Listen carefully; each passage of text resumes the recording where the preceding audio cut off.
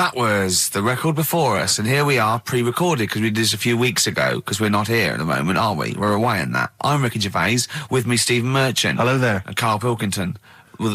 He's not actually with us. He's on the. He'll be in some of the best of clips that will be coming up shortly. Yeah, this is just us, isn't it? This is just us. We did this. When did we do this, Rick? A couple of weeks back. Hold on, what is it? What it's day the 27th today. Yeah, I enjoyed Christmas. I loved Christmas. I loved Christmas. I had a great time. What did you get? Loads of presents. So did and I. I'm glad they made it to number one. I'm really glad. Stroke, he, she. Yeah, I'm really glad that the pop idols, Cliff Richard, Westlife, made it to number one. Bo Selector. Yeah, just delete that. Yeah. Okay, well, we're going to play some of the best of, some of the greatest moments of the last 3 weeks. Yeah. Ever heard on XFM 104.9. What about this? Do you remember this one? Oh, which one is it? All right, so here's the first bit. When we were talking to Karl in the week, the thing we're talking to Karl is that you come up with something that's sort of like quite innocent, and he goes, well, once, right? And you realise that it's comedy dynamite. Yeah. He doesn't know it, but we want to go save it. And he let out, you were filling in a form, weren't you? It was all like your girlfriend thinking you're a div. And it's happened before, isn't it? Because she came home and you'd filled out a form to get a job once, hadn't you? Yeah. What was that for? Granada Telly. And on it... Well, let Karl explain. Yeah. You see, this is what annoys me with job applications, because rather than just saying, do you want the job and what can you bring to this business? Yeah. Do you want the job is a good one. Because the thing is... That's sort of the one for the boys. No, listen, right? Because if they say no, I don't think they want the job. Yeah, but listen. Go on. I mean, I presume with what you do, you have to take people on and stuff. What, in a fight, you mean? You know what I mean? Yeah. And I think it's more important that you're willing to graft and put the hours in. Sure. Than say that, you know, you did well at school. Yes. Sure. Because if I wanted to, I could have done well at school. Of course. I just didn't want to. Yeah. So where's this going? So you had the application form. So when it came to the qualifications bit and that, I couldn't fill them in because I didn't have any qualifications. And it was also asking about your languages. And I put down English quite good. English quite good. And his girlfriend came over and seen the form that he'd sent off. This was a copy of it. Yeah. And so she went, oh, you know what I mean? So that's what started, you know, the disappointment. So they're going to get that and think that you're not English. I don't think I've got it. It was ages ago. Right. How long ago was it? Oh, well, it was when I was still in Manchester, so 5 years ago. I don't think you've got to know. No, I think you'd... There could be a long list. I mean, there's probably a lot of admin problems in that organisation, but they probably... But what I meant by it is that, you know, I can speak English, but I don't know all these long words that people use all the time. Yeah. Oh, God. Oh, can I just tell this quickly? In the week, I'm talking to you now, the listener. Usually I don't. Yeah. Karl said, about embarrassing him on air and that, and he's worried about his education, and he was worried about not knowing long words. Like, we come up with any long words. And he said, no, I was scared, you were going to ask me something about, someone, and he's Eastern European leader. His surname is Milosevic. And Karl said, so I learnt it this week, and learnt it so you can't catch me out in case you say. I said, what? And he said, he thought about it, and he went, Flobodan Milosevic. Got the surname right, though, didn't he? So what's his name? Right? What's his name? That's how Bill and Ben would address this leader. How would they have said it? Flobodan Milosevic. What's his name? Slobodan Milosevic. Yeah. Well done. Chris Campling did a review of the show. Right. And basically said that Karl Pilkington is a creation of Gervais and Merchant. Well, if only that were the case. He said he started off saying he liked the show. Yeah. He was excited. Said it was a good show. A lot of the jokes... I'm already questioning his critical faculties. Yeah, exactly. And basically said that we didn't contribute much, or seemingly didn't seem to contribute much, and we couldn't sort of like ad lib or anything. We just laughed at, particularly me, laughed at Karl Pilkington, who was coming up with some, you know, quite funny stuff. Yeah. Right? But then he does a twist on it. He goes, but the thing is, we're the puppet masters. He's a created person. We've created the persona Karl Pilkington for our own amusement. Right. He bases this on simply that we talked about... What was it we talked about? The Chinese not aging well, and he heard him talk about that on my DVD. But clearly I say, Karl, remember when you were talking about that? It's a news, or remember in the week, and so he thinks it's all scripted now. Imagine if this show was scripted. I'd be ashamed. Yeah. If this show was scripted, I would send back the Baftas for the shows the actual shows we've written, and I would say... I'm having a go at Chris Campling. He's nice about our other work. He likes The Office, and he likes my stand-up and everything, and he likes the show, but he's saying... Because we're not spontaneous, we scripted this and invented Karl. So he's like, we've invented another Gareth. If we had created Karl, I would not have squandered a character that good on this poxy radio station. Absolutely. Also, does he know that we spend about 3 months on half an hour script? So how long does 2 hours of drivel? But the main thing is, as if this could be scripted, it's dreadful. It's shocking. Or maybe this is scripted. Hang on, you've lost me there. Let me just check the script. Maybe Chris Campling does not exist. Maybe I've made him up. I don't know what to believe. See, the name doesn't wash with me. What was his name? Chris Campling. Sounds odd. That's something that I made up, isn't it? Campling's almost like a joke. It's almost like a gay name, isn't it? Oh, he's a Campling. See, I think this is scripted. Yeah. I think I've probably made this whole link up, and Karl is a creation. Campling, that's not a real name. No. I made it up. I should have come up with something better. Yeah. Sorry. Down to the River by Bruce Springsteen on XFM 104.9. So, that little fella in the Times thought Karl was just a puppet. We created him. He's an actor. What's his actor's name? Brent Hogwell. We got him from a Spotlight. Brent Hogwell. This stupid, dopey Mancunian accent, he just puts that on every week. Yeah, exactly, yeah. Yeah, he speaks rather like Hugh Grant. Yeah. And we just got this whole world around him. We set a whole... What do you think about that? He had his head shaved, especially. Exactly, yeah. So, would he think that, maybe if he's looked online and seen me head, and he's noticed how round it is and that, does he think it's sort of been... morphed into that shape just for the show, just for 2 hours on a Saturday? Yeah. You spend 5 hours in prosthetic makeup like John Hurt in The Elephant Man. Everything about him was made up. Yeah. We created him, because I remember coming up with Auntie Nora. Oh, yeah. You said, Rick, we need another character. I said, what about giving him an Auntie Nora? Doesn't sound convincing, I said. Yeah, and you said, what is it about? I said, well, I don't know, she farted for 5 minutes and she's got a fanny like a split tennis ball. No one's going to believe that. Yeah. Oh, that brings us neatly... Well, let's put that to bed now. So, Chris Campling, honestly, we do not script this shambles of a show, and Karl Pilkington really is like this. If you want, you can meet him. I'd love to send Karl for a drink with Chris Campling. Can we do that? And then he'll eat his words. Chris, if you're listening, honestly, this isn't a stitch-up. As I say, I'm not having a go at you. It's a very well-written article.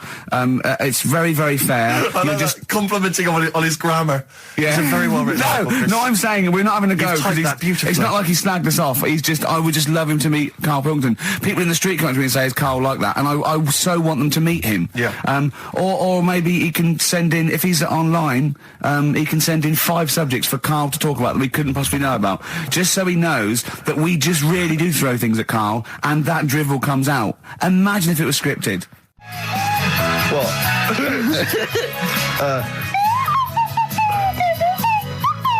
Someone's left one of those little things in here. It's brilliant, isn't it? It's amazing. What are they called, those things? I imagine just there, I was thinking of being in the front row at a Morrissey concert and going, can I just play along? They are brilliant. I don't know what kind of sound that is. I don't know. It's only used for when Kenneth Williams sees someone undressing. Yeah. That's the only time that is used, that noise. Exactly. That is brilliant. But it's like it was specially created for the Carry On films. Yeah, we need... I don't know what it is, but we need something when I walk in and see someone changing. Well, what about this? There is a light that never goes out by the Smiths.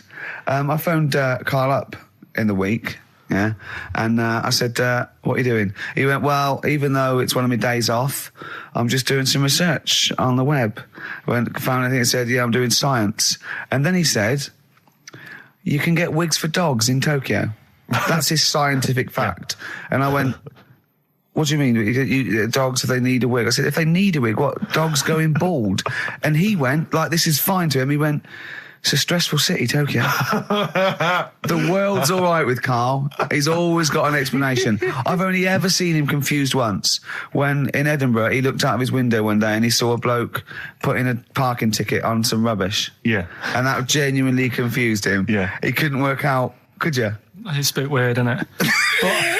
And the woman breastfeeding her 8-year-old child, you didn't like, did you? I don't like that. But what's the name? Animals with wigs. I kind of thought, after I put the phone down to you, I kind of thought about it, thought, yeah, it's a bit daft, that. Are you sure he's not the ageing pop group? No. The Animals? But when you think, have you ever seen, like, a bald pet? No. It's weird.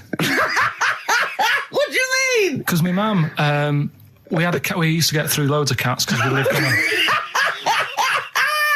Oh, God, it started early today, isn't it? What do you mean? It's only 10 past one. What are you doing? No, Running a restaurant? We lived on... Oh, God, what do you mean? No, we lived on like a main road. Oh, yeah. Right? So we used to get through a lot of them. My dad kept saying, risk. stop wasting money, it's not Stop good. wasting money, not wasting cats. Right, so anyway, we had this cat that was ill all the time. And He was just bag of nerves, probably. Yeah, malingerer. Yeah, I'm terrified. I'm going to which house? Rome. Oh, God, bloody hell. Rome. Don't let me go to the Pilkingtons. and it, for some reason, it kept being sick all the time. Right? Yeah, that is nerves. That's definitely nerves. So my mum kind of thought, I've had enough of this, and she shaved it. Whoa.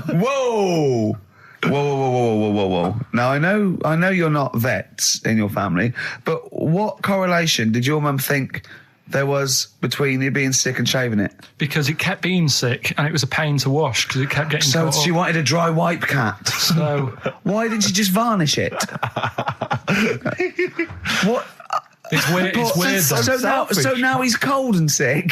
No, but not all of it. She left sort of the back half, but sort of from its waist, sort of. I love that. Shave it because it's sick on itself. And That is it was the genius. weirdest looking thing. I mean, normally I like cats. I'm always like giving yours a stroke on the head and that. Yeah. But as soon as she did that, it was like, oh, Yeah. can't touch it. And then So now it's sick, cold, and hated. Yeah. Karl. It must have, the other cats must have been taking the mick out of it constantly. It's just making things worse. I'm hoping that it got run over and was put out of its misery. no, I think it got all right, that one. Or is that yeah, it did get run over. It did. Oh, God. Oh, dear. How many cats do you say you've got through? I'd say whilst I was living at home, I mean, it's still on the increase even though I'm not there. So whilst I was there, probably 5. God. Wow. Oh. Yeah. And were you upset each time, or you just got used to it? It's one of them things, isn't it? Like I've said before, when you first see something, it's a bit of a shock. Do you know what I mean? It's like the Elephant Man or whatever. Yeah. First time you see him, it's that sort of, oh, look at that. Do you remember the first time you saw Steve? No, I'm not being funny. Do you remember the first? Yeah, but I've said this before. It's always, then you get used to how people look and you don't... No. I'm going to burst. You have to play a record. No, but... Because I just see Steve's face. No, but I've got used to it. Shut up. This is XFM 104.9. I'm Ricky Gervais with me, Stephen Merchant. You're listening to the best of, basically, Karl Pilkington. Check, because there are rules in place, aren't there? Yeah. There was a big bust up in the week. I'm only allowed to wind him up. I'm not allowed to wind him up socially now. I'm not allowed to... What am I not allowed to do socially?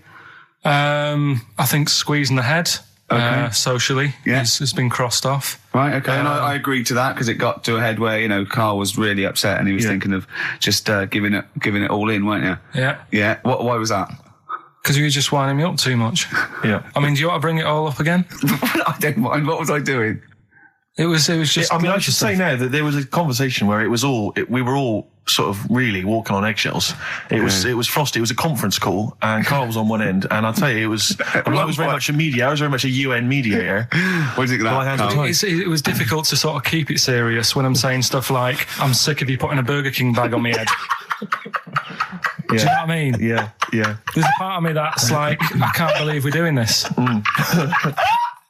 What I like about it is that I'm laughing and going, well, I won't do that anymore. And he's going, you can still do it on air. And like today, I came in, I went to squeeze Eddie, went at 1 o'clock. I love those rules. Yeah. I love those rules. Well, between the hours of 1 and 3 on a Saturday, you can squeeze his head, you can put a Burger King I bag on his... can't wait. It's terrible. Oh, dear. That all started last week as well, really, because I got in a bit earlier to do an edit for you on some track that had swearing in it, right? Yeah. So I get in early, he comes in, first thing he does is go to sort of squeeze me head. And my reaction was, not now, do it later. As if it's all right to do it later. Yeah. So that's kind of what made me think this isn't normal. We should just point out, when we say squeezing your head, what exactly does that mean? I put my hand on the front. I do 2 experiments, right? Yeah. One is the side, because you can crush an egg sideways, so I think that's more dangerous. Right. And I actually put my elbows out, and I pressed like a vice, and I really go for it until it really hurts. And the front one it shouldn't hurt so much, if my experiment's right. I don't know. Well, it was all this that sort of, built up. Sure. And the research that you're doing there, Rick, is that going to be available online at some point? Well, that was the problem. That's what I was saying to him, because it kind of started last week. Well, it's been going on since we've known you. Yeah, really. Yeah, but I just upped it last week. It got out of hand a bit. I upped it to when I think it got to ahead on Thursday when I filmed it. That was it, yeah. That's right, yeah. I brought in a cameraman to film me torturing him, and there was some people from the 6th floor being shown round. Yeah, some management and that, showing probably clients round, sort of, they've probably been on all the different floors, same what all the different radio stations do. This is XFM, the sort of this sort of noise going on. Yeah. You see them all look down and saying, don't do that, right? Sure. They might want to spend a load of money. Yeah. Right? Yeah. And he's doing that, he's wrestling with me, he's filming it. So that's when I just thought, It's mad, isn't it? And then when we were having the argument on the phone, I was saying, has this been some sort of experiment? Yeah. He did. He said that, and of course I lost it. Yeah, but it's all good now. Well, do you want to squeeze his head before we play the next? I won't at the moment, because we've got to get on. It's not right, and that annoyed me as well, because I was trying to find out where he was going. I was filming him. I was going on waiting for Karl. Told Johnny he's meeting a mate at 6, which annoys me on 2 counts. And I'm just doing it to the camera, So I'm gonna follow him and just turn up and go, all right, where you been? But then when I came and he went, I'm meeting a mate, and he told me where it was. So I told him that spoils my fun. Of course. Because you'd want to just track him down. I don't want him to like it. Yeah. Which is pulled the rug under my carpet now that he's going to let me do. Do you know what I mean? It's just, it's a little bit annoying. Right. Is this talking about diets and stuff? Right. Go on. They've come up with a drug that they tested it out on a mouse. Right. They said, it's a problem. That weight is a big issue in the world, and a lot of people are depressed, and that probably like Rick Waller. Well, right? I'm depressed looking at Rick Waller. Well, Oh. I mean, you could sort out Rick by, Jono is an old man, he's got loads of money. He's not old. No, but he's getting on a bit, right? He's about No, but my hang on a age, minute. What I mean is he does his own shopping, right? So I bet it's hard. What do you mean? Because he's like, how old is he? 35. Right? He's got loads of money, he does his own shopping, so when he goes to the supermarket and he passes, the sponge cake section, it must be tough when you've got loads of money to burn that you go, just one more. Yeah. One more. Look, we are getting close to libel here, I think. No, but I'm saying how it is, because I've tried, losing a little bit of weight. Have you? And it is difficult when you're in Waitrose and you see a little chocolate muffin and you think, well, one more and I'll do without... Do you like a little chocolate muffin now and again? Well, yeah, right. Is that your favourite thing? So the thing is... Let him finish his point. So the thing is, right, now with Rick, he lives at home with his mum, so why doesn't his mum just say, I'm going to buy less this week, and if you eat it all, you're not getting any more? Yeah. That's sort that Does out. he live with his mum? Sharp shot. I bet he does. So you don't actually know if this is true or not? No, but anyway, right, so this drug they've come up with... They've tested this on mice, haven't they? They've tested No, I'm worried if they haven't tested it on mice. Thank God for that. It's definitely been tested on mice. Definitely. They fed a mouse a load of cake. Yeah. Right? And it went a little bit chubby, and they said, right, stop a minute. And then they gave it this drug that makes you lose weight. Yeah. And its weight went down, but the only bad side effect was its eyes were popping out. Well, that seems to be fine then. Let's give it to Jono. There doesn't seem to be any problem. Oh, Rick should get some of that. Hey, Struth, Doc, look at these. Oh, Jesus, Jono, your eyes are popping out. That happened to the mice. Sorry? That happened to the mice. But what do you mean? That's the option. What do you mean that's the option? So I love the fact that your choice is either be like a fat, happy man who has the odd sponge cake, or a stick man with eyes on stalks. I mean, Steve's chosen that. All right, calm down. Sorry, I thought we were mate. slagging off Rick Waller and fat mate. people. Sorry, Let's mate. have a go at the fat people before we start on me, Rick. Yeah, no, I didn't. I forgot. I mean, it's like... Yeah. Because I've got some issues and body issues. I know. But Rick Waller's grotesque, Yeah, sorry about I'm that. just a little bit weird. I mean, do you know what I mean? Yeah, should we play a song and... Well, I'm just a little bit offended. That's upsetting. Karl, have you ever logged on to Friends Reunited? It was the site that everyone was talking about last year. No. Are you aware of the concept? I've heard about it, but there's no one from school who'd want to see it again, really. So basically, for those that don't know, you have to log onto his website, and then it helps you track down your old schoolmates if they've also logged on and stuff. And we took the liberty, really, of looking on the Friends Reunited site and typing in your school and trying to track down any of your old mates. We didn't get in touch with any of them, don't worry. We didn't do that. We're not going to surprise you with them now. No. But I was just interested to know, like, some of your thoughts on some of the names that I could run past you. I mean, these are people from your year. Just tell me if you recognise the names. Sarah Morris? God, yeah. Remember her? Go on. You're grinning. What's the thought? Go on. No, just, she was alright. She was a popular one. What does that mean? She was nice. Yeah. Okay. Okay, what about Darren Buckley? He was one of my best mates. Was he really? Yeah. Seriously? Yeah. What do you reckon he's doing now? Do you still keep in touch? When my mum and dad were still in Manchester and they had a butty shop, he used to go in because the bookies was next door. I know the way you paint a picture. If you did this in your history exam, Carl, you will walk it. Go on. So your parents had a butty shop, there was a bookies next door? Yeah, and he liked having a bit of a gamble, so he used to, I think he works for some insurance company. Do you think that his fiancée Beth knows he's got a gambling problem? Or that his 2-year-old son Lewis? No. Yeah, they live in Cheadle Holme. Hume. Cheadle Hume. He must be doing well. 'Cause He's still supporting the Blue Army and frequents the shrine on a fortnightly basis. Funny thing with him is, right, when I used to stay over at his house, and his dad was a copper, and I remember his dad came down and said, right, I want to see you two. I was like, oh God, what's happened? And got us round the table. And he said, do you know much about drugs? So we were like, what's all this about? So he goes, you know, they're not good for anyone, you know, the stupid thing to get into. And we're like, yeah, we know. And he went, you know, do you? We said, yeah. He said, what's this then? And he'd found something in his bedroom, and it was a Skittle. What, the sweet? Do you know little sweets with the S on it? And Oh, really? Drugs. Yeah. So he said, well, yeah, it's a Skittle. Yeah, I know what it is. Oh, he was bluffing like that as a slang word. Yeah, he thought because he was a copper, he probably had to be down with all the terms and that. So we said, oh, it's a Skittle. And he said, yeah, I know what it is, but what's it doing in your bedroom? Oh. It was like, no, it's a toffee. So, Darren, though. Yeah, I know, it's a toffee, it's a squib, it's a, yeah. Well, do you know what happened to me on the way in? Go on. A homeless person called me a dickhead. How did he know? Do you know him? Is that what? He's like the local big issue fella. Oh, yeah. Yeah. And he knows me, he sees me walking up and down the street. Oh, that's how he knew you. Right. So, so normally I have a bit of a chat with him and that. And I walk past him, and, you know, I can be a little bit cheeky with him, because I've been cheeky with him in the past with stuff. You pinched his arse. No, just, you know, saying stuff like, God, you're always there, you got home to go to, and stuff like that. Yeah, no, just breaking the ice, No, he knows, and he'd laughed at that, right, last time, so I thought I can be a bit cheeky, right? So he goes, do you want a big issue? I said, nah. He said, come on, I've got loads of them, right? So I sort of said, when I was a kid, and I used to do a free paper around the free papers one, I said, just put them in the bin and go home, right? And he went, yeah, but how am I going to get any money doing that, you dickhead? You see, I can see his point. He is homeless and having to sell newspapers to get 50p or a quid or whatever. Yeah, and sometimes I treat him, right?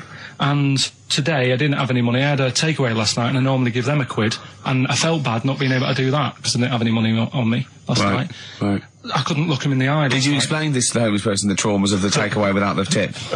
Did you explain that, you know, you've had it hard as well? I go, look, you don't. I had food delivered to my warm flat. Yeah, it was a nightmare. You don't know what that's like. You don't know what the trauma is because you can't have food delivered to your flat because you haven't got one. So please don't look at me like that. You should have said. But most people ignore him. At least I gave him a bit of acknowledgement and sort of... took the mic. Yeah. I didn't think I was just was being friendly. No, I know. You got to be careful with the homeless because this is true, and this is you know when the clocks went back recently, so you got an extra hour in bed. Yeah. And I was at Cash Point with a friend of mine, and there was a homeless person sat by the Cash Point, and you know, we would get some money out, and she said spare some change, and my friend sort of, he's a bit awkward, he's just trying to make conversation with her. He went, oh, clocks go back, extra hour in bed.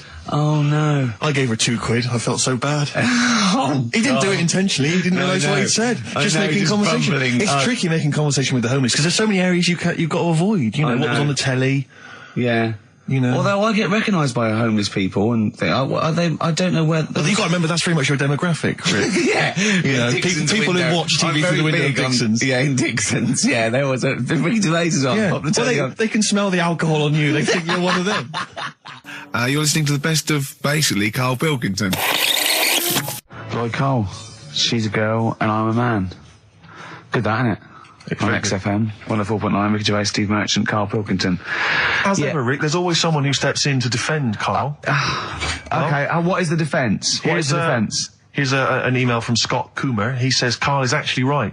I've got an A-level in statistics and probability. It doesn't matter how long they have and how many monkeys you have. You cannot guarantee they would type the complete works of Shakespeare. Infinity makes it probably they would get it right, but not definite. Yeah.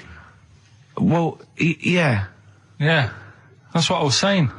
No, you weren't saying, Karl. You don't understand it. Infinity sort of sorts it out. That if they do anything, they'll nearly do everything, won't they? No, I mean, they'll give it a good shot. No, that's not the point. But the I'd point be is surprised if they did one page right. Right, listen. It's not to do with consciousness. It's not to do with them aiming. They are just bashing away at the keyboard. It's like they're used to show that there isn't consciousness. They chose the chimpanzee because it can type, presumably, hit the keyboard. It's because they hadn't come across you at the time. Yeah. It's to take out thought out of it. It's to take out reason and trying, right? It's just random. They're saying that if you typed enough things, if the computer was left typing everything, if you left it for an infinite amount of time, and they chose Shakespeare because there is meaning behind it, and it's difficult to get it exactly right, to show you that Infinity would come up with it's not just Shakespeare, it's every novel.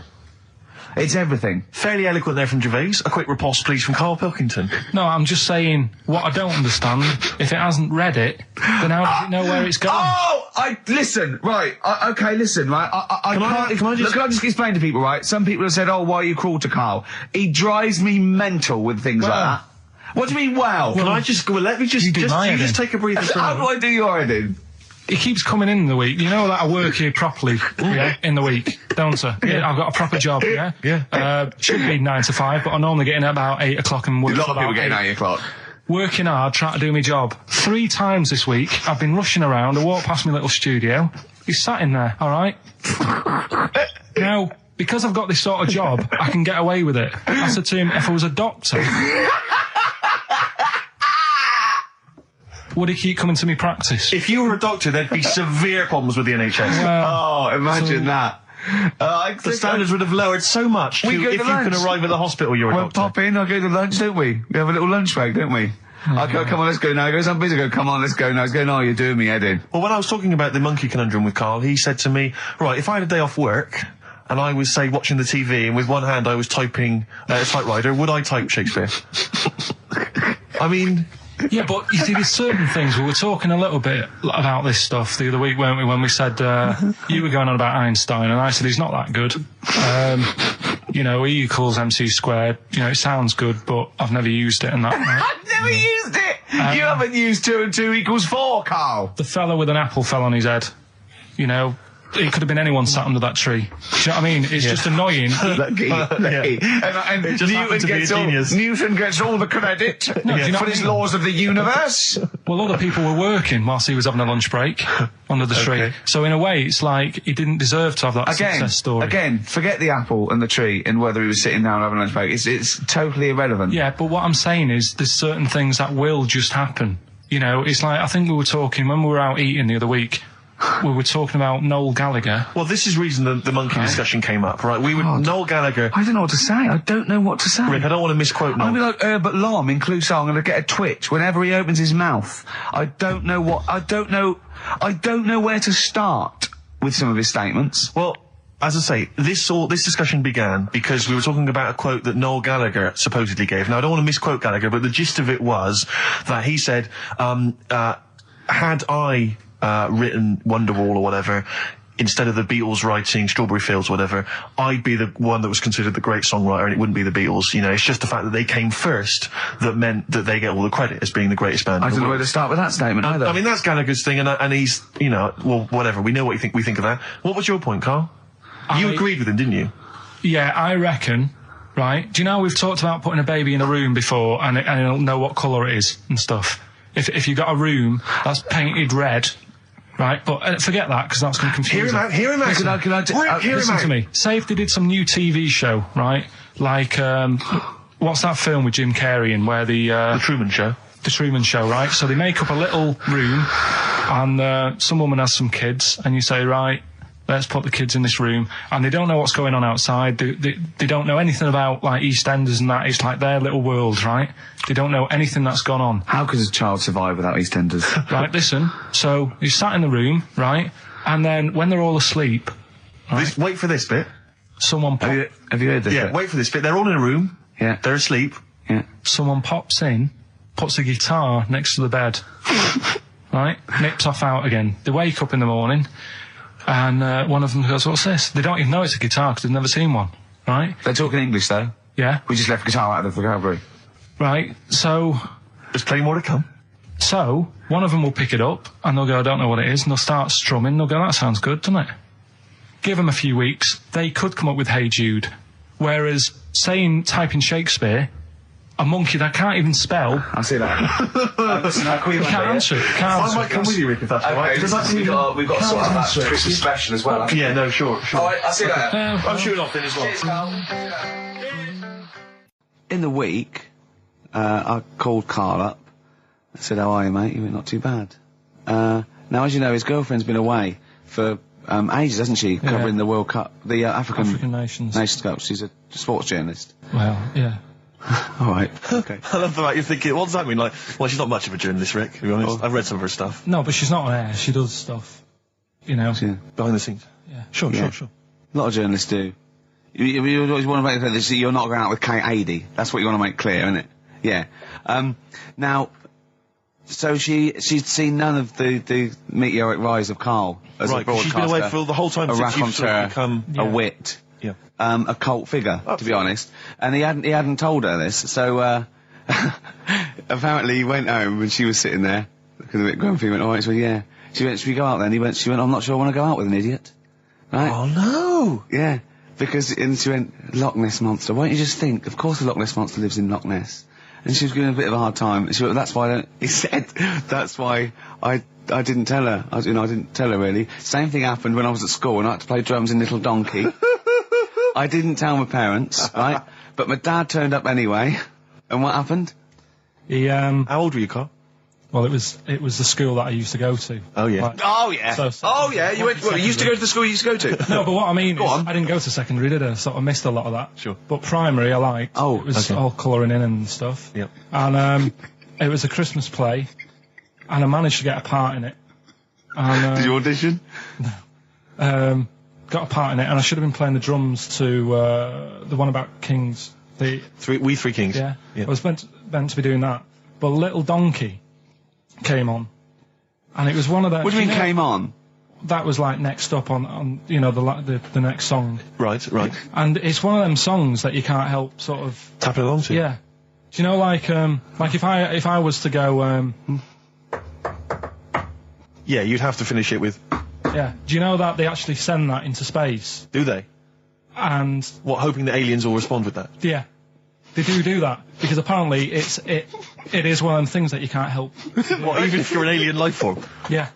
They know that, do they? Yeah. But anyway, What, because they watch Star Trek or something? Hello. Knock, knock. Yeah. no, seriously. Is it true, like, if you send out knock knock into space, yeah, they have to say that? Oggy, oggy, oggy. Oh, that is great. Seriously. Oh, hold on, what's something out there? What's a little green fellow? That is great. Yeah. So anyway, That is Little Donkey is like one of them tunes that you can't. And I was there, and I had the drumstick, and I thought, oh god, The drumstick. I could feel myself. And anyway, Just wanting to do it, yeah. I started going along and playing Little Donkey, which I wasn't meant to do, but it went down such a storm. What, were there people like parents and that dozing off, and then suddenly they heard your version of Little Donkey, and they thought, wait a minute, now it's really picking up. What do you mean? I'm glad we paid £1.50 for this. What do you mean it went down such a storm? They're going, hold on, was it like when People have Ringo... lighters in the air. You know, when Ringo joined the Beatles, now Yeah. going, boo, Pete Best, but he went... Yeah, they And I went, whoa! Oh, No, God. but the teacher just said, oh, it went down really well, you can do that again tonight, Right. when you're in it again. But anyway, so my dad was there, and... And you hadn't told him about this performance, so no, he I never just did. turned up I off never his own did. back. I never took the Lighthouse home and stuff to No. show my mum and dad, because it just put me off. So, anyway, he turned up, don't know why, he must have heard from someone else's dad. Yeah. He turned up, and he swore about me, which... Did he? I don't... Could you use Do you think a word it's allowed that's... to be said? The word? Of course it is. Right. If you got a kid in the car or anything, you can turn it down now.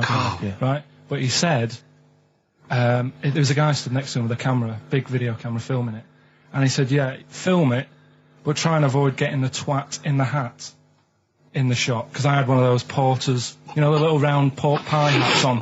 Right. This is so sad. What, was this a nativity play? It was about Jesus and stuff. Yeah, well, there was a porter there helping him with his Of course bags. there was, I forgot. I mean, Mary and What, Joseph, managing the they got stable? there. Yeah, because it was the hope, you know, because the inn was full. Yes. But I think the porter doubled up with the inn and the stable. Right, that was nice. So of he, him. yeah, He yeah, carry bags over, yeah. yeah, no, so yeah. You're right though. I don't know why I was wearing one of them, but I was.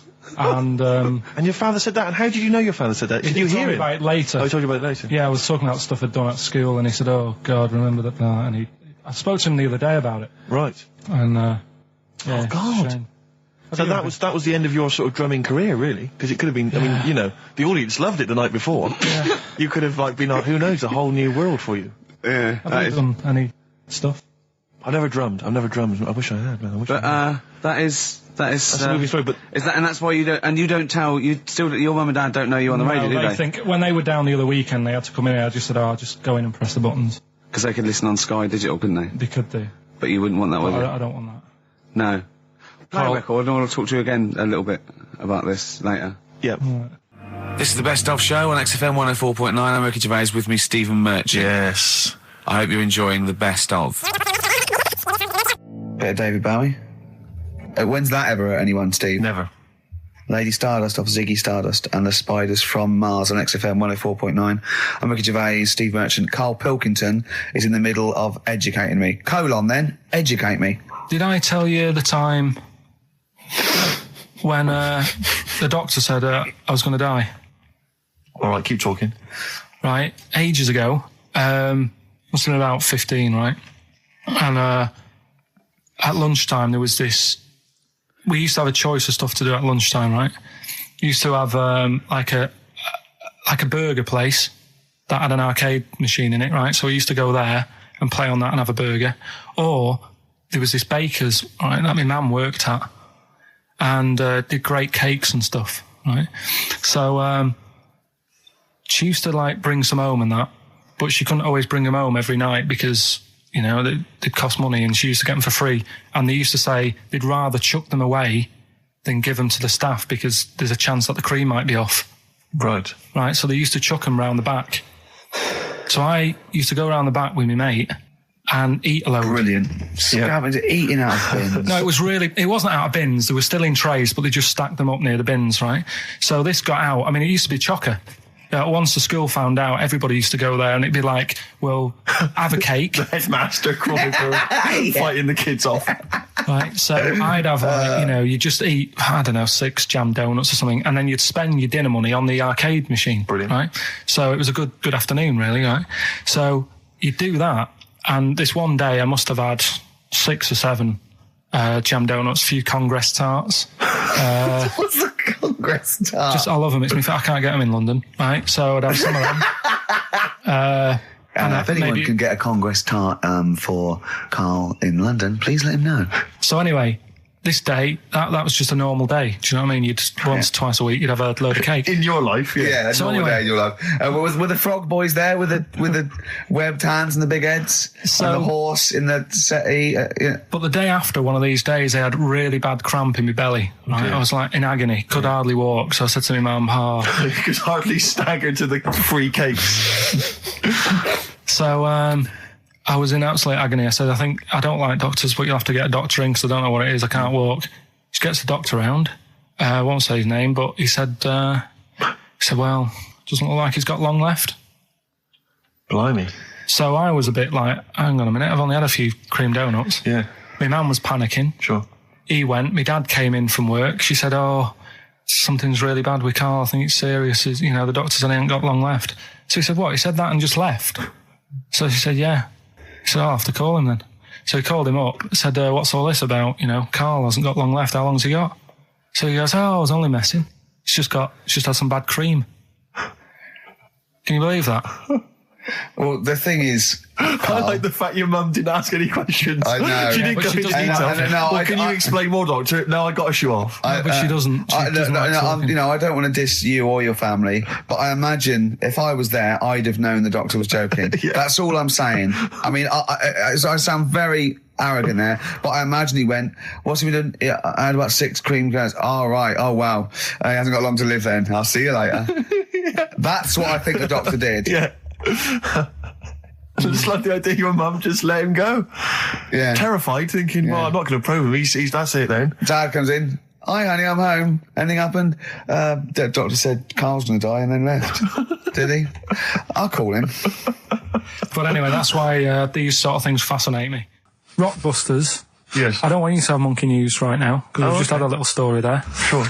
You don't want to, don't want to go too far. Yeah, go on. So we'll get Rockbusters out of the way. Have we got a winner? Come on then. See, it worries me that we've had very few entries. I think that even your mental fans aren't getting these, which is really worrying. They must be terrible clues this week. All right, well... Has anyone got them right, Steve? I think there's just one guy, who I suspect has won in the past. Well, so what?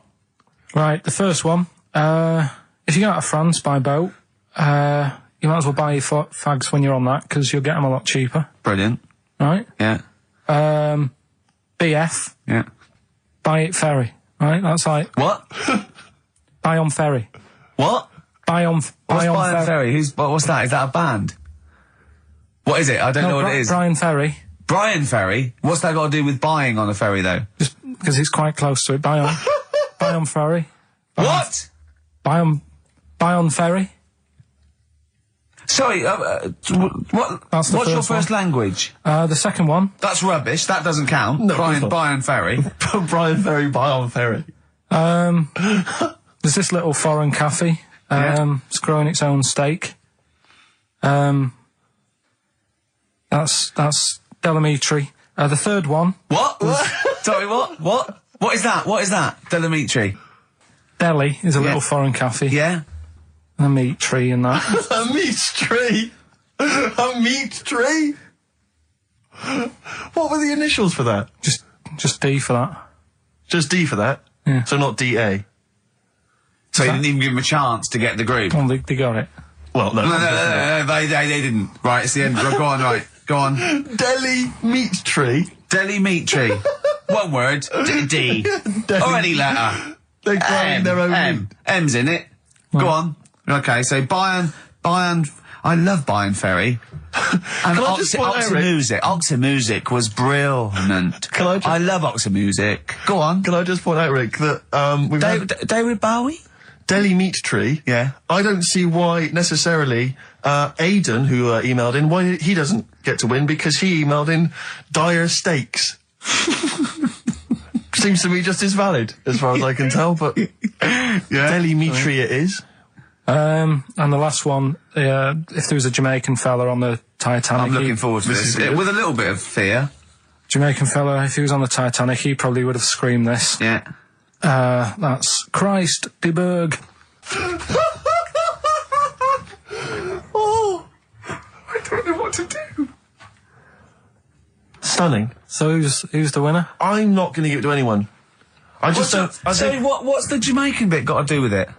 Just the D. Just Christ de Berg. Say it again? No, I think they've worked it out now. Say it again? Christ de Berg. And who's that? What? Who's that? Who's what? Who's Christ de Berg? Chris de Berg. Who's the winner, Steve? Do you know what? I'm going to give it to Aidan, because he just treated you with nothing but contempt. Steve Martin emailed in again. He got the first two, and then the last one he just emailed, I neither know nor care about this answer. I'm tempted to give him each one. Do you know what you've done there, don't you? Go on. You've put the nail in the coffin of Rockbusters. I warned you for 3 weeks, and you sort of bucked your ideas up for a little while. But Christ did Those are the worst you've ever done. the worst. Delimitri. So and didn't it just put D, and then Bayern Ferry. Bayern Ferry. Bayern Ferry. So, is that it then? Aren't we doing it Play anymore? record. Aren't we doing it anymore? I'm ashamed. You're an idiot. Are we doing it anymore? I'm just going to keep saying you're an idiot. Play a Are record. we doing Carl, it have you anymore? learnt nothing from Dr. Fox? Yeah. That's not a Sony out the window. Aren't we doing it anymore? What, you need to start working on it now, because they're so good. You need to start working now for next Saturday. Aren't we doing it anymore? Just, I don't know. Aren't we doing it? Me and Karl went out, right? With me and Jane, Karl and Johnny and Gigi, wasn't it? Gigi, is it important who went? No. Okay. But we're walking down the street. Karl was there, though, and he can back me up on this. We had a curry. We were walking back, and this little funny homeless fella, didn't he? He, I got to tell you before I go, didn't he? Yes. He came up to me, right? And he recognised it. And he came up to me and he went, he said, I've just nicked 5 of your DVDs from HMV. And he shook my hand. He was so happy with it. And I went, right, excellent. He went, all I do is I just swing the bag over the top. Like that when I'm going out, and he had a bag full of DVDs, didn't he? And he was so pleased to tell me that he'd stolen. That great. He said they're going like hotcakes. Yeah, he said they're going up, of course they are. Yeah, you're nicking them. Yeah. I know. We get paid for them, though, don't we? So not the stolen ones? Don't we? No. What do you mean? Did you sign them for him? I know you idiot. What? So he just nicked 5. Yeah. Well, Yeah. you say he was homeless, was he? Well, he don't know. Maybe. No. Surely, how would he have seen the show? He'd just walked past Curry's one Dixon's. morning. Yeah, the telly idea. Seen a trailer for it. Thought, interesting. I don't know if he was homeless. I didn't go into his home Sure. life. He shook his hand though, and But he made Karl look smart. Do you know what I mean? So, how does he sell them? Where does he sell them? Does he go up to people and go, do you want an Office DVD? They're not nicked. yeah, £4. yeah, exactly. Are these stolen? No. No. They've still got the tags on them. Okay, the film review. Gladiator. It's all right. Nothing great. It's like an old, sort of an old version of Rocky done in the olden days, really. Right. A bloke fighting other people. Sure. How sort of well known is the story? Do you reckon people know the basics? Well, just very quickly, just do the plot. Quickly. There's a guy called Max. Maximus, yeah. Yeah. There's Caesar, and there's Caesar's kid, and Max goes to war, sort of wins it, comes back. Caesar says, you're good at what you do. I wish my son was as good as you. So I want you to be in charge when I die. His kid finds out, a bit annoyed about it, kills his dad, because he don't want anyone to hear that he said that he wants him to be in charge. Yeah. So his kid gets in charge and thinks, I'll show you. You're not going to be king, I am. You're going to be a slave or something. And then, next thing you see is... Sorry, can I just stop there? My only thought is the film's 3 hours long, so maybe we should go through the whole plot. We've done the first 10 minutes, but Yeah. go on. So, yeah, he's a slave, and then... Yeah, but then, that was an interesting bit that I thought, right? I mean, I was watching this with a girlfriend, she was already annoyed because she wanted to watch Friends on E4. Okay. Yeah. It was a good episode as well this week. Was it? Yeah. Don't tell her that. Okay. Right, so she was annoyed and she said, come on then, put it on. And I got it wrong straight away because it says on the back 149, so I thought that was an hour and 49 minutes. It turned out it was 149. No, I thought it was 1 hour 49. Yeah. But it was 149 minutes. Sure. So it overran anyway. By 40 minutes. Yeah. People got sick of him and they said, oh, we'll have to get rid of him. So they tried to, he loved cakes as well as women. Okay. So they said, let's poison a cake. And they poisoned a load of Easier than cakes. poisoning a woman, wouldn't it? And he ate these cakes, and it just didn't kill him, and they were like, God, what's going on? And they kept giving him more and more cakes, and... He was suspicious. And that didn't work, so the fella said, that's it, I'm going to shoot him. So... They were like, you know, I'd be there sort of punching people in the arm, Because he used to Oh, play yeah. at Oh, that's a school. great game. Oh, I love that, punch people in the arm. Is that part of the Olympics now? it's I think it was exhibition this year. Right. But it's going to be a pro next It's going to be the Winter Olympics because you've got to do it in just a cap sleeve shirt in winter. Yeah. So you're playing that? She, but whilst I But was she didn't doing appreciate that. She used to go, ow!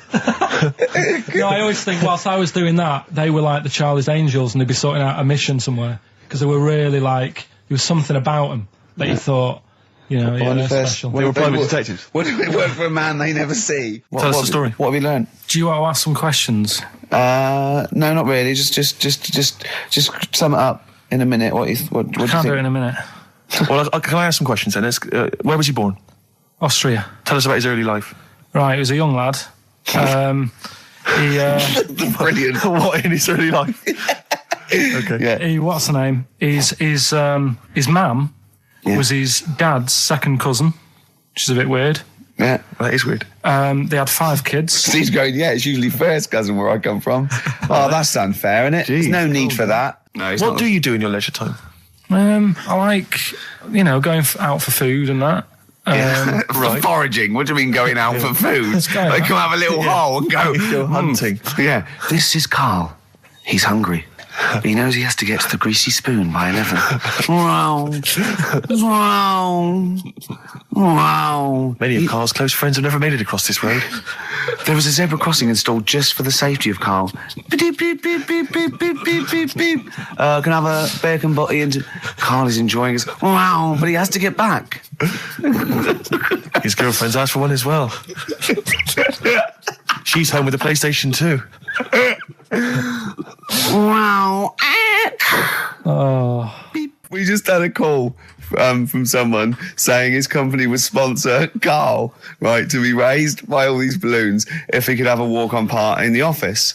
And we immediately went, oh, we're worried about that sort of thing. You can't really promise that artistic, And I was worried about the legality of it as well. How can you promise someone that for personal gain that's a private and all that sort of stuff, right? And I went, oh, I don't know. And anyway, put the phone down to him and Karl went... I love the fact you're more effing worried about that than me being raised 30 feet in the effing air. You started getting scared, did you? Are you worried about it? Well, You're quite excited about the idea of the challenge, aren't you? I like the idea, but I want like... Why do you like the idea, Karl? Oh, what if it went all wrong and we're there going, oh, the humanity of it. I think we need Karl to get... is just, he's just I'd turned... around the rope would pull out my trousers and Oh, no, it's definitely got to be Dr. Fox if that's going to happen. Oh, God. Oh, we've got to do this. We both think she's a fine presenter, and I think she'd do very well on it, and I think it's a good move as well. Yeah, but can you just say it's not forever? Isn't it? No, I she's done- think she'll become more popular than us. And I At least she can- think that'll be the end of us, to be honest. Well, she can that- string a sentence together. I think she'll get lots of PR and everything. And she goes out with Big Boy Slim, Big Boy Slim, who's, a good DJ. he's a good DJ. And, is her name Zoe Slim now? Yeah. Right. There will be nothing. It's 3 months, isn't it? She's taken over for. Is she getting paid the same as us? I don't know. We'll find I out. bet it's a hell of a lot more. I'll go mental. I bet it's good money. It's good work. I'll go mental. A kid used to take a horse into the house. Sorry. whoa, Yeah. Whoa, Neddy. What do you mean a kid used to take a horse into the house? Where did he get a horse? Must have nicked it from somewhere. Must have done. You've seen a horse in it? No. What, is that from outside the saloon round the corner? Yeah, was it just tied up with a bit of leather? Right? Oh, that's great. I'd Did been Big out. Jake come looking for it? I'd been out. Oh. So let me get this. This was before the lynching stopped or after? Where did he get a horse from? What do you mean he must have nicked it? His mum said, where'd you get that from? I bought it. All right then, but keep it out the kitchen. I don't want you going cattling rustling. Where did he get a horse from, Karl? And how long did he have it for? Was he leading it or riding it? Mum, open the door, I can't stop. I can't stop it. Open the patio door as well. Looks like we got us a runaway. What do you mean? I've sort of... Don't think you can ever be boring, No, but go on. but what I've done, I've took like different ones. So I've took a good one that I think, that's a good quote. That was worth putting in a book. I put one that isn't really a quote, so I don't understand it. Oh, yeah. One that isn't clever. and a funny one. So a bit of variation all out of one book. Oh, how long did this take you? What did you do? Did you sort of like sit? About half an hour last night. And did you sit sort of like quietly at a desk or something? No, just in the lounge with the telly turned down. Oh, right. Just to give a bit of light to the room. Just had it on, but turned down. Have you figured out lights yet? So, so the first one, and it was like they stuck some bacon on his head. And as ever, the vital piece of information, i.e. the reason, Karl seems to have forgotten. Because the worm was in his body, and they said everyone likes the smell of bacon. Including worms. Even a Vietnamese lake worm. They love bacon. Remember last week when I said about the little fella with the bone with no brain, and you were proved wrong? No. We were saying it wasn't a little fella. We were saying it was a stillborn child. It wasn't a little fella. You're changing it now. You weren't having any of it last week. Right, hang on a minute. I'm getting confused. There was a Vietnamese snake that went inside of a soldier. A little like maggot or some sort that you have to get out of your body because it causes problems. Yes, and so in order to get it out of the body, they strapped bacon to his head. Yeah. That is great. This doctor. And did that work? I think so. They had a picture of him smiling. Oh, God, what, the worm or the bloke? The bloke. Oh, dear. Honestly, I hope someone knows the story. And it was about 3 years ago, I reckon. Okay. And, it did work. GI bacon. So this is why the worm burrowed out of his head to get the bacon? Get to the bacon. Right. That's great. When my dad was when he was a taxi driver, you used to have to sort of do your bit for the local area. Oh God! By taking the Forest Gump people to Blackpool. Yeah. Is that what they're called now? The Forrest Gump people? Is that what the organisations that support them asked for them to be referred to? A minibus with life is a box of chocolates.com. Well, Forrest Gump types. It must have been, so you work with these people. The people with learning difficulties. And they used to get five. Coming home must have been a busman's holiday. So he got 5 of them in the cab. Yeah. And he had to go to Blackpool, and 4 of them were really good, behaving themselves, didn't mess about, weren't fighting and stuff, but there was one who was just causing loads of trouble and he couldn't control him. Oh, and what you've got to be able to do with people like that, you don't want them to get stressed out because it's not good for them. It stresses them out, and you could end up with a bit. Thanks, Dr. Karl. You could end up with a bit of a riot on your hands. So he thought, I'll nip this one in the bud right now. And he pulled up just on the outskirts of Blackpool, and he took the one out that was causing problems and put it in a wheelie bin. Oh, no. Oh, I'm sorry. I apologise. He did what? Oh, he did it for the good of the others. He put it in a wheelie bin. He was having a good time. He thought it was one of the rides. Can you stop saying it? He had another problem similar to it where he had a little minibus, and it was his job to take a load of old women to the bingo hall, and it was miles away. And he took him there. There was no problem. About 10 old women in a minibus. One of them was causing trouble, so he pulled over it. No, right. So he took him there. Everything's fine. He dropped him off. They had a lovely night. Yeah. Right. They had a lovely night. Won a bit of cash. Coming back, it's a bit of a late night, and they all started moaning at him, going, "I want to be dropped off here. Take me there. I want to be dropped off first. I've got to get up early. Blah blah. My husband's expecting me. I'm already late. Take me here first. Take me there." And he just pulled up in the middle of nowhere, said, "Get out." And he made them get out, and they all called for taxis. They charged that company who was meant to be taking them home in the minibus, and he got the sack. My mate, Antony, his mum called up my mum and said, I've got to meet up with you. I've got to have a word with you. And she said, what about? She said, I don't want to talk about it over the phone. So she goes, oh, right. Well, yeah, come round tonight then. So anyway, my mum sees me. She don't want to be in an awkward position and be a bit embarrassed and what have you. So she sees me and she goes, right, Antony's mum's coming round. What have you been doing? Yeah. So I go, oh God. I said, I've been nicking stuff. So she goes, like what? So not big stuff. I've had a few calculators and Mars bars and stuff. How many? I just work it out. Hold on. Works out at 7.2 per day. So, How many calculators do you need? so it was when that phase. You failed maths, didn't you? Everyone wanted a calculator. It was like a trendy thing, wasn't it? Right. Oh, yeah. In Manchester a couple of years ago, yeah. So anyway, so I told her all this and I confessed to Computers will make it there one day. confessed to There's magic in the back of battery. Go on. confessed to nicking all this stuff. She comes round. She only wanted to borrow some money. Brilliant. She said, "Oh, I don't like asking. I was a bit embarrassed to ask you over the phone, but can I borrow 20 quid?" Oh, that's fantastic. And there's me. That's great. And it's similar sort of thing to yours. And did you? And he went, hold on, Mum, let's just work out the interest on that. I bank 10%. She'll owe you £4.40. Yeah. Oh, dear. So your mum was a loan shark. yeah. And did she mention? She went, I just with that other, because what I'm saying is presumably you got your mate in trouble. No. Right, you didn't. No. She went, no worries, I'll just go and get my purse. It's on the dressing table. Exactly. Yeah. Karl! Do you want a cigar? Well, quite, yeah, but what is exciting, surely, is the razzmatazz and the brushing shoulders with the rich and famous. I'm not into that. You're not? No. I don't feel you're going to appreciate this like we thought It's you would. weird because Suzanne said to me this morning, who would you like to meet there? Yeah. Is there anyone who, like, you can get close to and it's like, God, I really admire your, big fan of yours or whatever. And it's me and Steve, so you're here now. Well, I really admire your big fanny. I didn't... What did you say? What did he say? If you're a big fan of it. Oh, right. Oh, right, yeah. And, Sorry.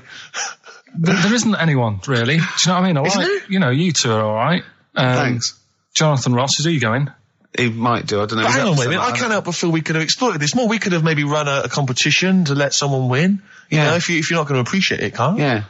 Are you going to get a trouser suit? Are you going to get a ladies' trouser suit? I just think then, if you go sort of like looking macho and walking down with him, they know that you're not really partners. And I just think it's a slap in the face for BAFTA. That's true enough. No, it doesn't matter what you wear, though. Look at Elton John. Can't you mince a little bit? Can't you at least sort of walk a little bit mincy? Because you've got such a macho sort of mank walk. Elton John's fella doesn't look gay and stuff he wears and that, does he? Do you know what I mean? It means nothing. No, but that's because Elton's doing the work for him. No, but... By dressing as like some kind of restoration dame. Yeah. Right. Go on then, Karl. Second one, then. This is a bit easier, but I still think it's a good one. So this is, we should explain what this is if you've just tuned in. It's one of those stupid lateral thinking problems. That Karl himself has created. Yeah, that was his homework. Right, this one. It's a fella. He has a normal day doing stuff. Nothing wrong with him. Right? And it's the twist in the tale. It's just like Tales of the Unexpected. Yeah. Just a normal day, nothing wrong with him. Hold on, though, he's got the legs of a fish. Go on. So, that's why he's been hiding his legs. So Go on. He does his the legs of a fish. Sorry, Karl, carry on. He has his working day and that, and then he gets a bit tired. Goes to bed. He puts the light on, leaves it on, goes to bed. Oh. That's crazy. That's mental. I can't think what's happened. Anyway, here's Radiohead. Right, okay. What? The question is, why does he put the light on when he's going to bed? He's had a normal day. He's come home from work. Is that right? He's come home from work, or he's not been working? Yeah, he's just been out? No, he's been working and stuff, I think. You think? You've made it up, Karl. You can decide. So the question is, why has he put the light on when he's asleep? There's a reason that he's put the light on when he's asleep. Has he gone to sleep? No, Karl, don't shrug. You're meant to answer these questions. He put the light on before he went to bed. Yeah, and the question you're asking me is why? What's the scenario? And the light's on and that, but he's gone to sleep. Yeah. He started reading and then he fell asleep. No. Did he intentionally, for some reason, put the light on? Every night. It's mad. Sounds mad. That's Karl, doesn't it? Every night he does it. Yeah. He puts the light on when he goes to sleep. Karl, is the point of this, he puts the light on for a very good reason. Not for us, but for some people.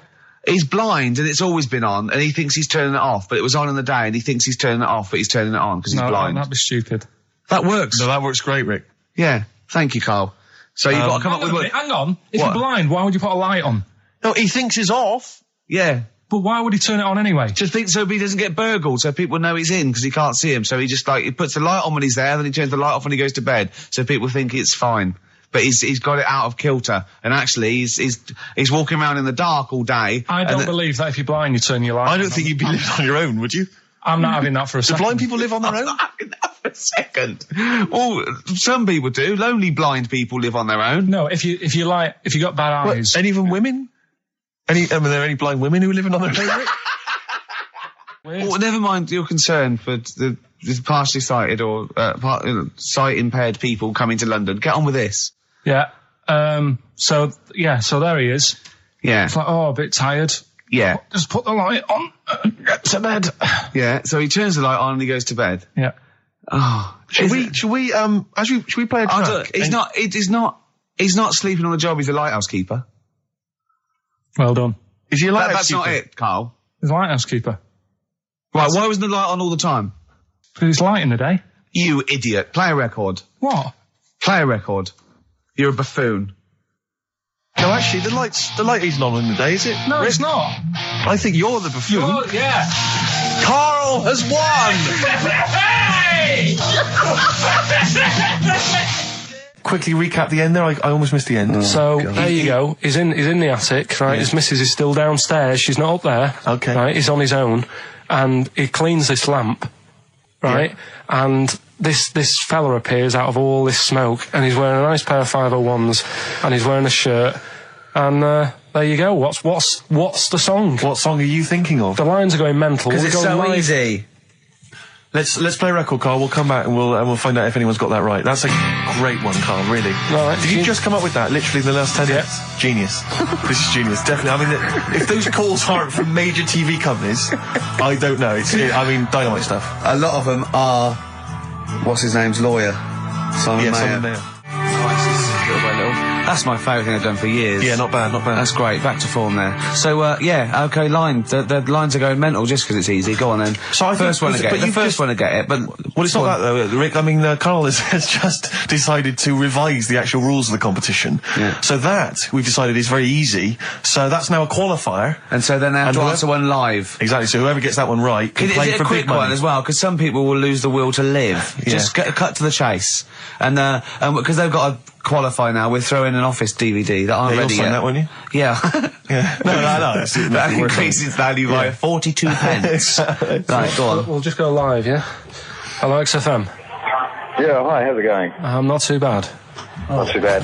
Listen, A very, very quick recap, Karl, if you will, please, for the people listening. Very quick. Right. A man ends up in a loft. Man's, after moving into this house and that, he's in the loft, and he's tidying up. His missus is downstairs doing the kitchen because that needed doing. He's up there, he's cleaning up, emptying the boxes. He finds a little... He rubs a lamp, a fella comes out wearing 501s. What's the song? What's the song, mate? are you talking to me? Yeah, sorry, yeah. Well, look, I'm sitting in this bar, right? I'm not ringing up relating to anything that's going on right now. I'm after one of these armbands to go and meet Bowie on Monday. Can you help me out? What? What? Piss off. You can't say that to our public. Yes, I can. What I can't bear is people begging, Rick, on the radio. You know, I can't bear it. Is that the Australian People bloke just who's got the Bruce scrounge, Springsteen you know, tickets? Hello, XFM. Hello. Hello. Are you phoning up for an armband? No. No, Okay, great. Gene Genie, of course it is. Well done. Well done. Right, what's your name? Everyone else can ring off now because this. Well, she might not take the challenge. What's your name? Hello. What's your name? Christina. Christina. Right, do you want to take on the challenge? Yeah. Yeah? Right, so this is for. She's already won a couple of CDs. This is for the Office DVD. Right. Okay. Signed by Ricky Gervais. So she said, yeah, it's a nudist beach. So I said, well, why, what? I said, we're all it's all mixed up. Normally on a nudist beach, it's a nudist beach and you don't go wandering on there when you get your clothes on and that. So it annoyed me a bit, because there wasn't any signs. So this fella's getting closer. Well, the knob out was a sign. Yeah. Right, so he's getting closer. And he walked past me, it was an old fella. And he walked past and he had a hat on and a little pipe and a big rucksack on his back. Right, so he got me thinking. Not strictly naked. I'm walking along and I'm thinking, right, why do people want to do this? So straight away, I wasn't on holiday anymore, because most of the time when I'm on holiday, I don't think about anything. Right? Your mind's a blank. I just switch off. Right? But all of a sudden, this has got in my head now, and I turn around to look at him, and Check out his arse. And this bag, right, I swear, That's his ball sack. it was massive, right? What? You had a massive bag? The bag. His rucksack. His rucksack. Oh, right, okay. When he said there was an old couple coming towards me, I said, what was lower, the bloke's bollocks or the woman's tits? And he said, well, that was another point. She might as well have worn knickers. Because you know, so you can see it. That's what he said to me. So you saw the bag? So it annoyed me, yeah, because the whole idea in it, this is what I think, I mean, I might be wrong, right? Might be wrong. Chances You never have been. You never have been before. Being nudist, right? What's it all about? Because my auntie Nora, she same thing. Pumped her with loads of drugs. She used to have a cabinet next to the bed is like boots. She's got loads of stuff, right? For all sorts of stuff. And, I mean, she's not that old, but she's on loads of stuff, right? She's a bit coked up, is she? She called up my mum once. And, Yeah, you told us this. Go on, tell it again. And, she said, oh, how are you doing and that? She's alright. Bit worried though. My mum said, why, what's up? She said, I've, been breaking wind. So she goes, well, you know. She says, no, but this one is going on and on and on. And she was like, she was like, what do you say? What's, like passing wind, farting for 5 minutes. One thing. Not like, you know, trumping and then nothing. Yeah. Continuous drone of a fart. I'm eating. Hey? I'm eating. So am I. Carl, you have to carry on. Right, yeah. We're all eating. Crisps, food crisps. So last week, yeah, you were playing your feature, that song I shouldn't switch off because I'm enjoying the story. Yeah. And we played Living for the City, only you played the single mix, which doesn't have the entire second act, if you will. Yeah. So, Karl, you've not heard it before. I've never heard it before. You're excited to hear the second act, because as far as you're aware, there was a young guy, he's living with his family, they're fairly impoverished in Mississippi, but, you know, they're happy, they're getting on all right. But you're not even aware that he's moving to the big city. No, it just fades out. Well, that's the city in question. I mean, I've liked this song for, must be, you know, 3 or 4 years, and I've always listened to the single version. I had no idea that I didn't know the full story. So, yeah. It's not, I mean, and I know your attention to detail, you like to know the full story, like, where everything was. Well, the whole idea of the feature is to say, you know, you've got to listen to the song. Where was the lead plate thing? Where was the lead plate thing? That was like a few years back. Where was it? In Britain and Scotland. Yeah. It was a problem all over the world. They had to deal with it. You're making it up now. Is it something you saw in Lord of the Rings?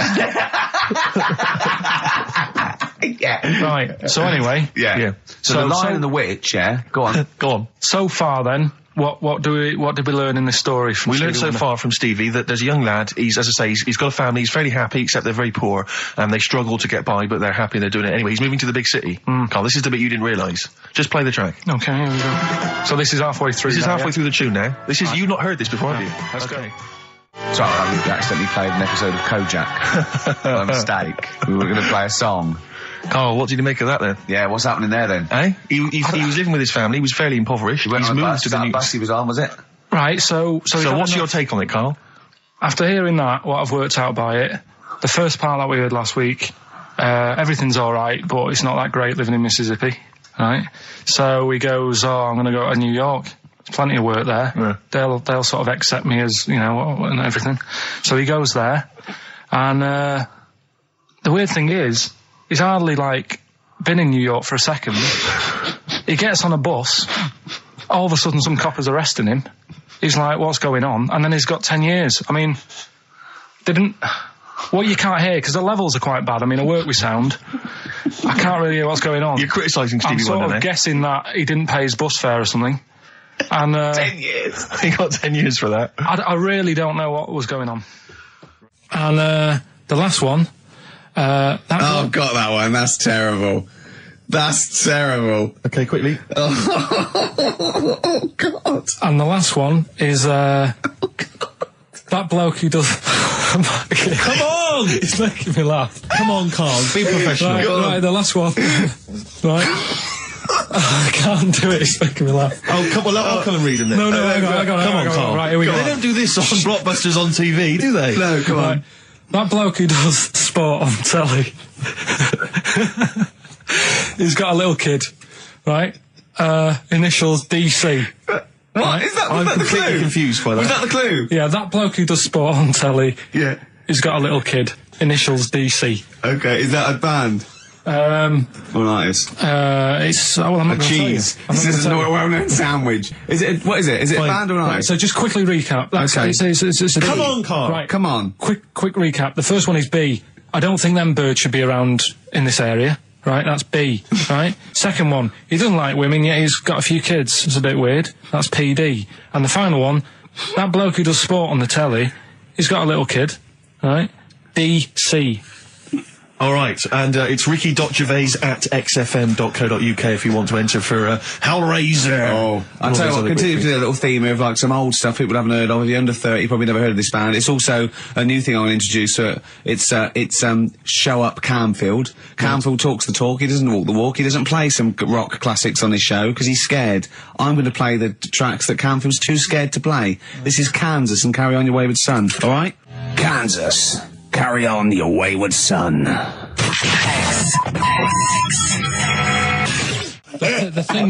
thing that I wanted to tell you is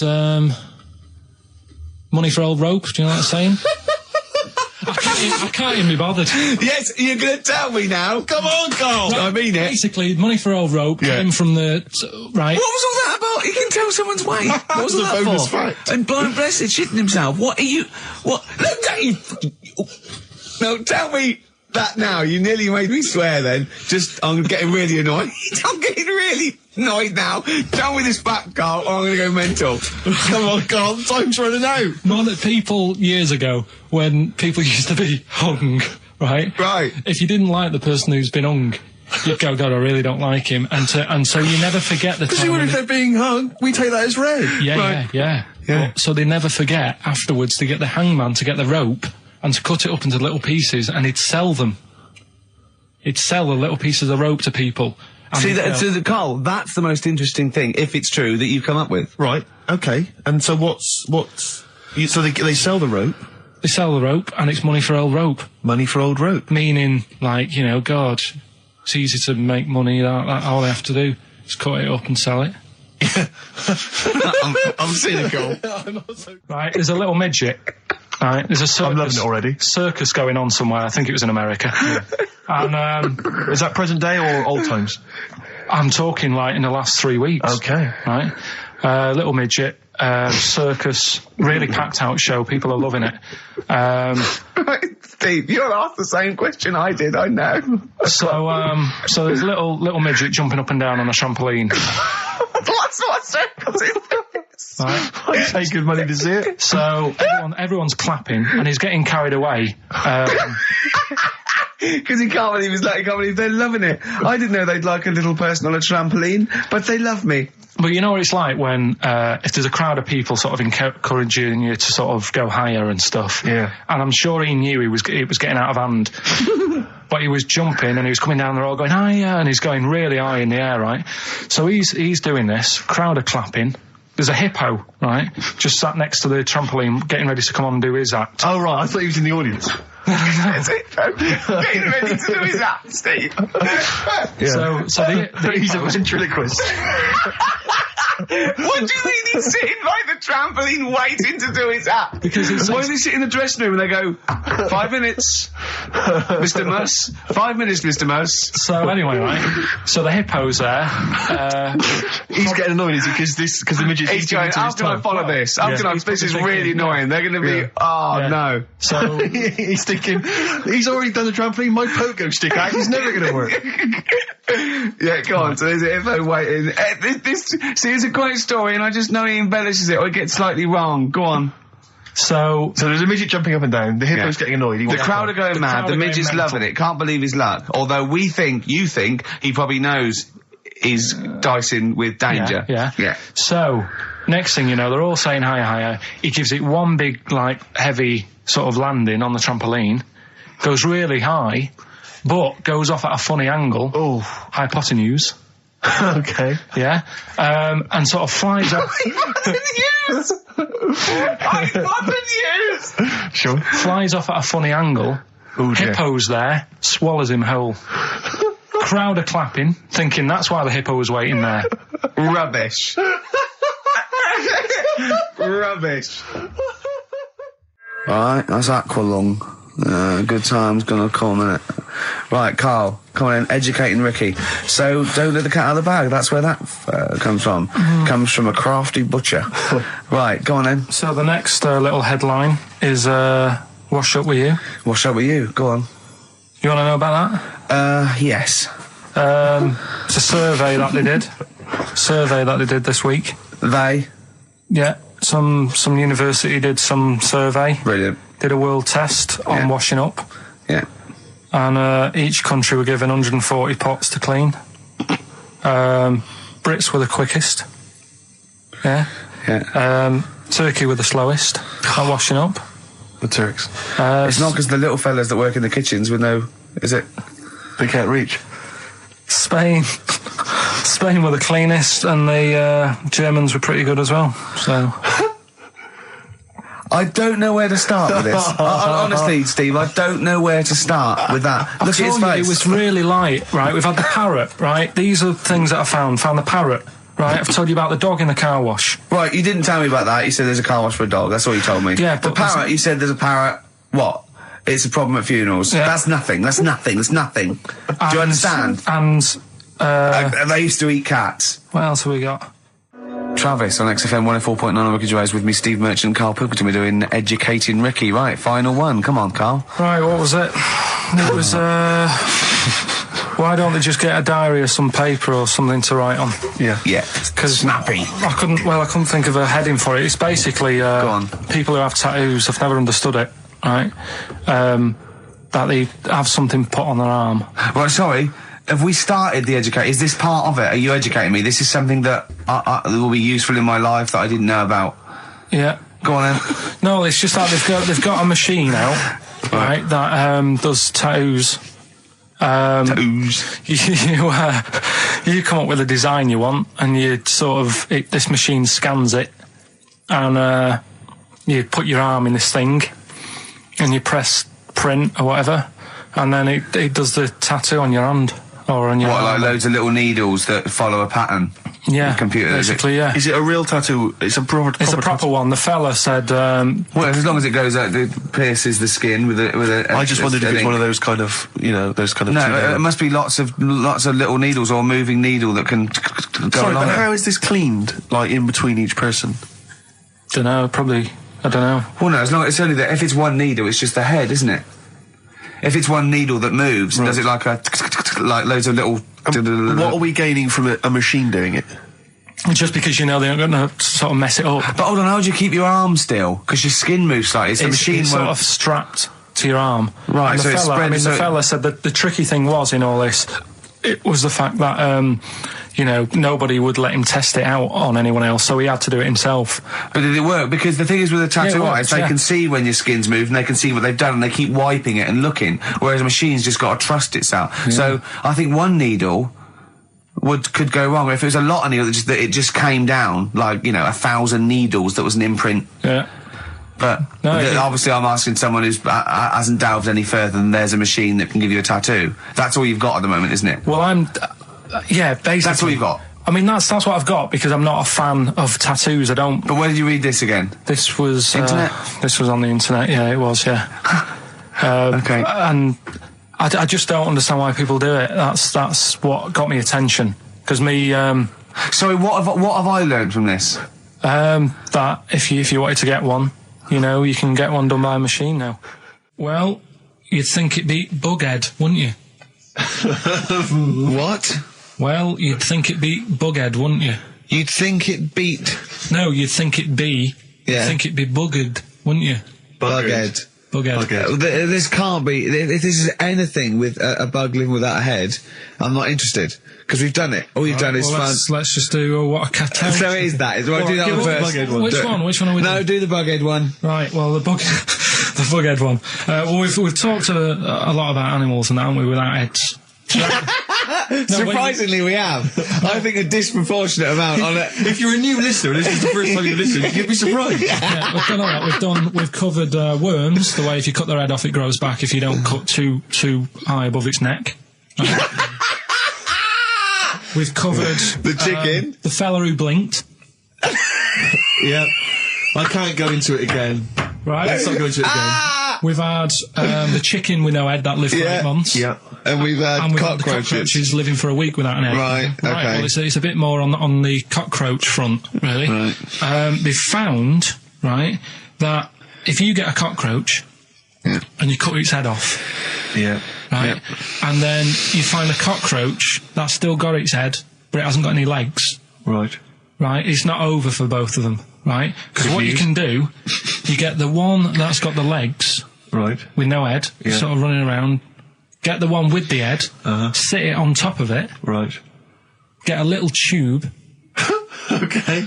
so that the fluids... So is this Auntie's go out of the Let him room? finish. This is like Blue Peter. Let him finish. You could get this for Christmas. Right, you get Yeah. a little tube, you sit that on top so the bodily fluids are still running between the two. Right. The head of the one on the top will control the feet of the one on the bottom. Okay. What about Good. And will it continue to live? that? Yeah. Okay, you don't know that for sure, do you? You're just guessing. That was just a No, question out of the blue that's- he wasn't expecting. Yeah. Well, what do you think of that? Good, yeah, it's great. Yeah, just a primitive nervous system that can, yeah.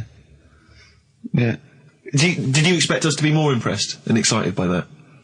Did you fall off your chair when you read that? Did you literally topple off? Snowbird from Mark Heights are part of his covers album. He's so happy that the XFM listeners understand his stupid clues, and he knows it annoys me. We've got some right We'll answers be for giving out the Rockbusters. answers just quickly, just in case someone sort of missed one of them. I'll just quickly do them, yeah? Yeah, go on. First one, there's a load Short of letters. show. There's a load of letters there asking for advice. Put them on Claire's desk. Oh, a Merry Christmas. Ask your mum if you should. Oh, a Merry Christmas. And a couple of people were arguing in the supermarket. It was at the fruit Christmas, and that's veg why. counter. And that's B. Okay, we'll give those answers out shortly. Yeah. Right, here's the last clues of the year. You had, there's a load of letters there asking for advice. Put them on Claire's desk. Go that on, was no idea. F. That was for foreigner. For Rayner. I don't know what you mean. Claire Rayner. She took advice. She gave people advice. So that's a foreigner. That is shit. Right. I'm sorry. That might be Christmas. That is absolute A garbage. lot of people got the right answer. I know. Yeah, well, well, that they don't annoys like- me even well, more. Yeah. Actually, a bit of extra monkey news if you want it. Okay, always. Do you know the Monkey News Extra. Go on. Do you know the Halfords ads? Halford's ads? I don't think so, no. What happens? Halfords, they've you know, they sell nuts and bolts and stuff. Right. They were using monkeys in the ads. Okay. Um, Yeah. And what happened? packet. Don't they sell bikes, Halfords? Well, mainly. Bicycles and motorbike stuff in that. Okay, so they're using monkeys in the advert. What happened? I can't handle it. What? I can't do this. Look at What? him. Look at him. I don't care what he's doing. And well, basically, right, there was a load of hassle because they were using these monkeys in this Halfords advert. Yes. Right. And what happened? Get to the point. It turned out it wasn't a problem because they were mechanics in the first place. What, they were monkey mechanics? Yeah. What are you talking about? Mental. What are you talking about? That's not a Right, story. anyway, listen, let's get back onto They were mechanics in the first place. Right, listen. Right, so they're making this documentary. Right? And stumble across a little gang of Come on, just get on with it, please. little gang of monkeys. That's Yes. the first time I've ever laughed. I'll hear that. I know. Well, brilliant. What do you want? A cake? Come on. Can we play a song? Oh, I don't understand what is wrong with you, you freak. It's making me laugh. Just tell us the story. All right then. All right. So anyway, right. So there's this documentary being made. They found a little gang of monkeys. Right, play a song. I don't know what's going on here. I apologise. It's just if you were looking forward to monkey. Oh, chimpanzee that monkey news. Excellent. Okay. Right. Where were we? We would just start again. There's some people making a documentary. For what? Okay. Making a documentary in a jungle and that. Right. Stumble across a little gang. Okay, come on. All right. A little gang of monkeys. Yeah. Oh, come on. So the camera crew are there filming it. Yes. Everything's going normal. It's all fine. Nothing odd about it. Okay. They're not running a restaurant. They've not got any barber shops. Nothing. No. Just regular monkeys going about their business. Yeah. So anyway, what normally happens is the monkeys stick with the partner. They already do what? they don't sort of sleep around in that. Once they find the girlfriend or the boyfriend or whatever, they stick with them, right? Okay. But anyway, they were watching this one, right? And it's going around a bit, sleeping around. Oily. And it was getting fatter. They thought, this is a bit odd. Yeah. Right? So, followed it round. And, see it having it away. Turns out, little prostitute.